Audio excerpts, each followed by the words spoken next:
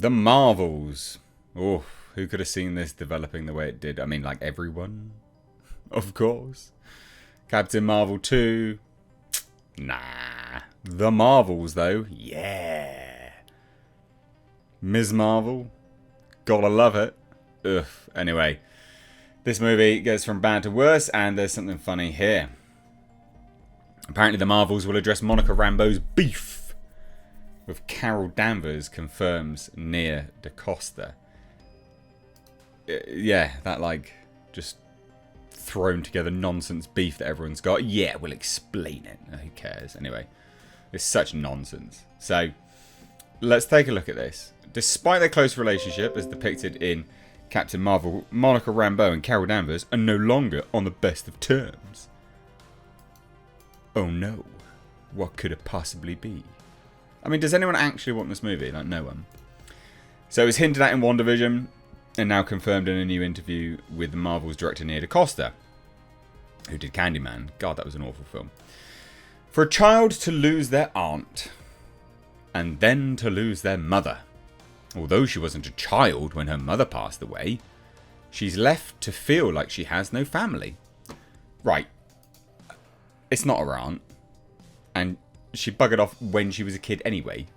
So you didn't really like lose your aunt. And you didn't lose your mother. Your mother died when you were an adult. What? Oh my goodness me. This manufactured outrage for these make-believe characters. It's so... The reason why I'm doing this video is, as I'm sure you'll agree listening to this, is that these are the writers that are being paid copious amounts of money. This is the best they can come up with. Really? It's pathetic. It's sad.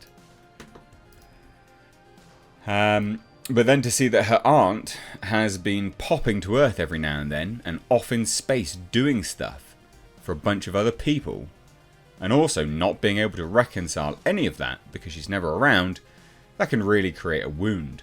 Monica definitely has a wound that she finally gets to address in this film. So, let me get this straight. Not aunt does not aunt stuff and just decides to leave because she's not actually her aunt. And then her mother, she dies when she's an adult. So now she's like, I've got no family, even though said aunt wasn't your family. And never acted like she was your family anyway. Ridiculous. And then not aunt was off saving the world, and you knew that.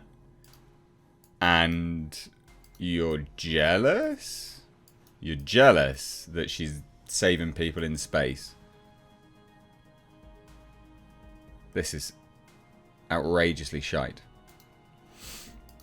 Really is outrageously shite.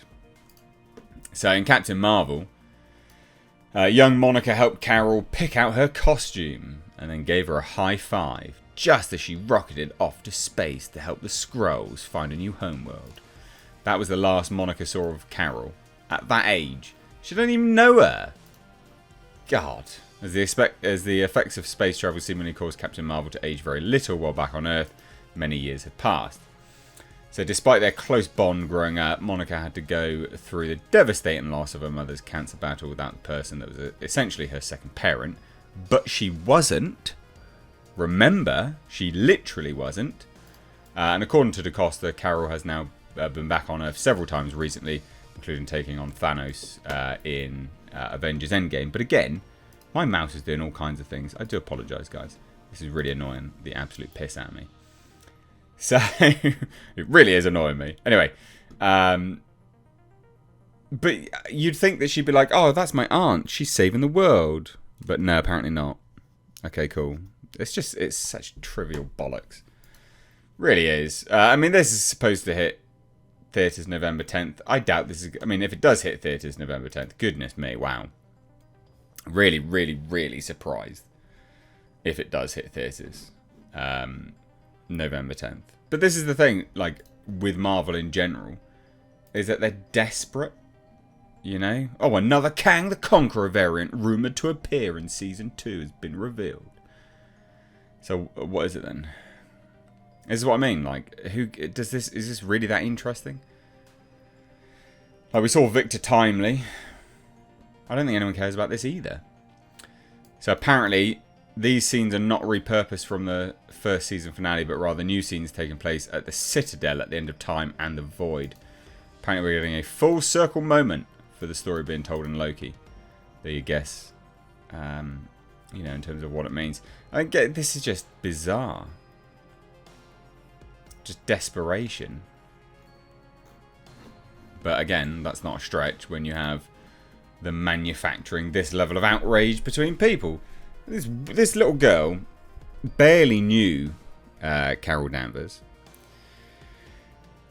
at all.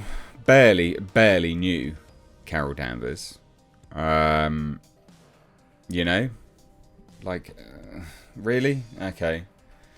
And now she's a superhero. This is the thing which is annoying to all of this. She's a superhero now, Monica Rambeau, right? She's a superhero. They can apparently see light. That always cracks me up.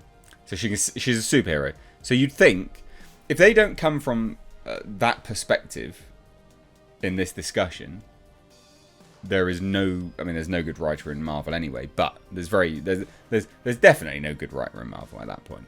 Because you can't become a superhero, understand the consequences of your actions and the roles and responsibilities that you have, and then still be butthurt about your not aunt doing not aunt things. Do you see what I mean? It'd be different if this wasn't a superhero now, because they don't have to learn that lesson, or they wouldn't have had to have learned that lesson. But she has to learn that lesson. She has to know those things. And if she doesn't, they fundamentally failed on most levels. So it will genuinely be interesting to see what happens.